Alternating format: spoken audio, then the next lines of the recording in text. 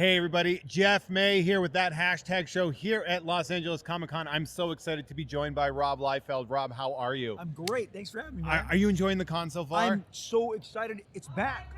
You know, It is. I mean, it's just absolutely amazing. See, they just let us know that they were back. Yes, they sure Now, you just had a great panel talking all about Deadpool and about all the cosplay stuff going on. But you have a huge anniversary this year. This is the 30th anniversary of X-Force. Yeah. And you had X-Force Kill Shot just came out. I would love to ask you just on reflection coming back, 3 decades of X-Force. How does that feel looking at it? You know, all of the characters as they get older are blowing me away because you naturally look at them from a different perspective. When I was new, they were new because I was young, they were young. And now the lasting power is really satisfying. So you wouldn't know that unless the decades cross, you know? So the idea that I could celebrate Deadpool's 30th, that I could celebrate X-Force 30th is like, it's great. And I'm actually, like literally, X-Force Kill Shot was a storyline I didn't get to in my original 90s run. It was eventually, I've talked about this, I wanted to do a story called 100 Cables. Because again, as time travelers, I love variants. And now everyone knows what variants are anyway, because the world is caught up. Thank you, Disney Plus. Thank you, Marvel. Right? Yeah. Thank you, Loki.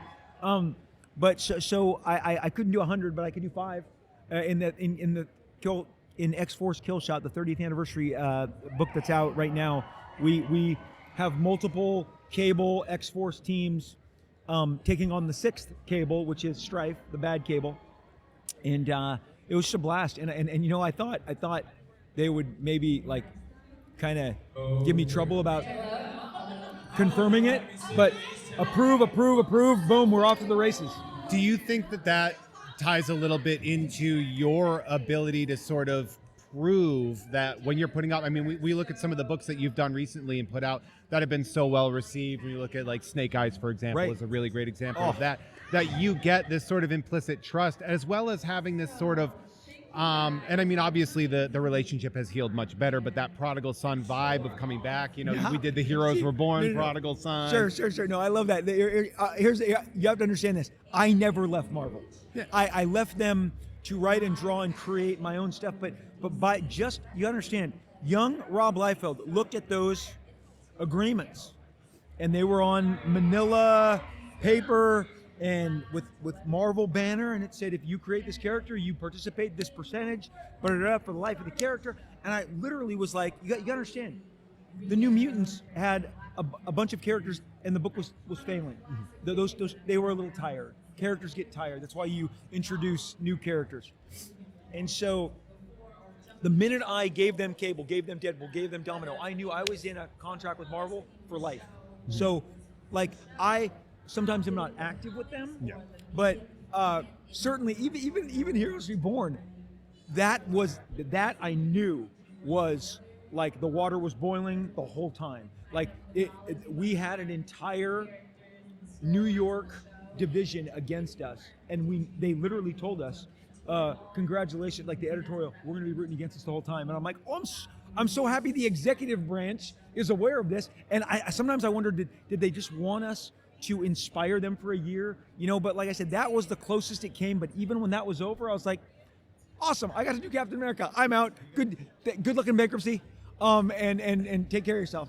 So now, reflecting back, when we look back 3 decades ago, roughly, with the creation of X-Force, and obviously with you know, the diaspora of artists and creators leaving Marvel to own their own stuff. Yeah. Like when you reflect back on changing the landscape of comics on of course there were creator-owned comics before Marvel, but nothing like Image. Image that came out. And I've learned that in the 30 years. Go ahead. So looking at that now, like how do you reflect on sort of being a part of changing the scope of what it means to be a comics creator and what your goals and dreams are? My generation, my group, Todd, and then what he referred to as the L Boys. I did a whole podcast on, he called us the L Boys. Lee, Larson, Liefeld, Ron Lim didn't come, but we were very competitive. and we recognized that the world was changing. And I'm going to tell you one thing, and this always falls flat with people. They don't quite make the connection, because I understand. But I was, as a giant Lakers fan, was watching Magic Johnson transcend being a basketball player. And I would read in the LA Times how he was divesting and owning a Starbucks and owning a movie theater and getting a business, an entertainment mall built. And you're like, wow, this isn't this. He's taking his basketball stance and his status and expanding it. And I think we were watching, like, well, what could we do as creators, as artists? And one of the things was like, well, I want to go into business for myself. I want to manage my characters, because Cable and Deadpool and Domino, you understand, before X-Force #1 hit the stands, Marvel called me and said, the toy guys were here. They're making an entire line of X-Force toys. They'll be out in 9 months. And I said, X-Force isn't even out yet. They said they came in, they looked at the pages, they moved you to the head of the queue. And I'm like, wow. And I've always joked, I know exactly where I was sitting, looking at a wall, not a window, at a wall, on my table going, I'm a toy designer. Like suddenly I'm something more. And so those opportunities we recognized, so we moved to maximize that. And in doing so, I hope we did educate the audience behind us. I think so too, and especially in seeing products being created and seeing, for example, you're making X-Force for Marvel, and then seeing those toys coming out and being like, wait a second, if I make my own thing, I can make my toys coming out. I can have this, and then I can maybe I can own a part of managing the characters. Yes, because honestly, I'm a participant in the Marvel characters, but I don't manage them. So it was I'm in the character management business. I just happen to make my characters that I manage. One of the things that I find very endearing about you as a person and as a creator is that you still maintain your fandom. Oh, I love it. You are, like, when you do properties, you're like, well, I wanted to do Snake Eyes. Right. This is the character I've wanted to do. Yes, that's right. And so I did it. Yeah. And that joy is so communicable. It's so visible in there. And the other thing too is that you have such a great self-reverence on social media. You're very aware of the fun that you have on there, and it's not a mean-spirited existence. Right. I appreciate that, and it's fun. It's because you can't take yourself too seriously. I think and there are people who do. Well, there was this great joke that you did about, it was like during Civil War, and you were like, well, I'm Team Cap. Why else would I give them rockin' tits or something like that? I saw that, and I was like, this guy gets it. He understands it. If you can't laugh at yourself, I really believe that is an essential part of, and I've tried to raise my kids too. I mean, like when you stumble and fall, literally trip, get up, laugh, enjoy it. It was enjoy life's foibles. I think there's a lot of guys, and trust me, I like poking at the more thin-skinned among us, because I'm like, what are you doing? This is comic books. Yeah. Here's the deal about fandom. Just a quick note. I was a fan. My dad drove the train with me to my first San Diego in 1982. I saved my money. I mowed all the lawns in the neighborhood so I could be able to go. And he got a hotel, and we came down for Saturday and Sunday, and he took the weekend off because he's a pastor. So he needed Sunday off. I walked around, I met all my favorite creators, Dave Cockrum, John Byrne, Frank Miller, George Perez, and they were all, now I'm not going to name the creators that scared the shit out of me. They're still out there, but as a kid I was like, step away from the table. They were nasty then, and they're nasty now. But it's too early to say those names. But I'm going to name the nice guys. Of course. And they inspired me. And once you see them drawing and see, it's at a convention that I learned that in 1982, they draw on 11 by 17 paper.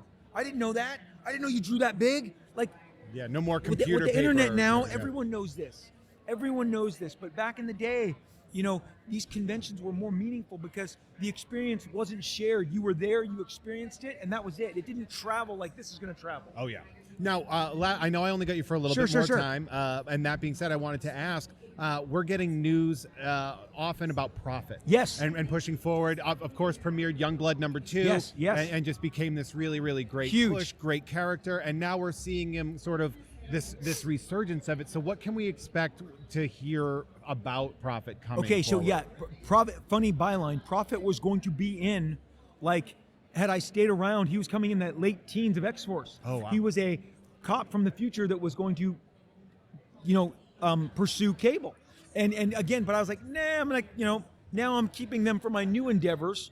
And so, yeah, he did appear in Youngblood number 2 and 3 and 4 and 5, and we gave him his own series. So we set up the picture, the Prophet movie at Studio 8. They are a young kind of movie studio, and but helmed by the guy that ran Warner Brothers for a decade. He gave you The Hangover. He gave you all of the Nolan Batman films. He gave you The Matrix. Really bright guy, and so we lucked out. Mark Guggenheim wrote us a script that is. So I know why Jake Gyllenhaal said yes. I know why our first submission said yes. Do you know that Sam Hargrave, who is the director on the movie, was our first submission? That's because that screenplay is gold. Mark Guggenheim, it hits your heart the first 20 minutes, and once you're completely bought in on John Prophet's story, you are going to take that trip, and it gets kind of violent. Like Deadpool, Get out of town. It's R-rated, so it's a more violent, mature movie. And so we've got Jake Gyllenhaal as John Prophet. We have Sam Hargrave from Extraction. Every day he's showing Extraction 2 set photos. Sam is one of those new movies have obviously gone heavy on action and stunts because the audience, we love it. We always have loved it, but now more than ever, right? And so, he came from the David Leitch, the John Wick, the Russo stunt guy on Civil War. Sam is ridiculous. The notes from Sam Hargrave, the notes from Jake Gyllenhaal. I mean, this is active. This is very much on the queue. We're very excited. The next thing you'll read is more casting. That's the next thing you're going to read. What a phenomenal 30-year run that we're seeing it's awesome. come back. Rob Liefeld, thank you so much sir. for joining us with that hashtag show, LA Comic Con. Everybody, make sure you follow Rob across all social media because it's an absolute blast. See you guys.